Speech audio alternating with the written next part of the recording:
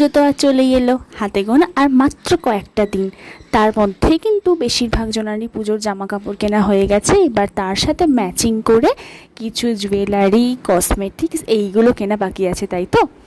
আর সবারই এই পুজো আসছে বলে নতুন জামা কাপড় কেনা, তার সাথে পছন্দ মতো জিনিসপত্র কেনার ইচ্ছা সবারই থাকে, আমারও আছে। আর আমার যখন আছে তখন আমার এই ছানাগুলোর তো থাকবে বটেই।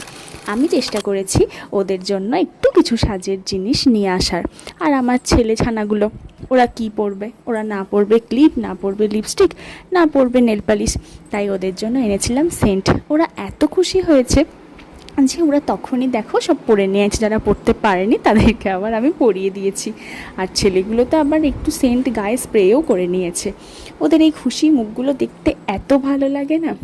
আমি তো সেটা ভিডিও করে রেখেইছি আর তোমাদের সাথেও শেয়ার করলাম। ওদের পুজো ভালো কাটুক, সবার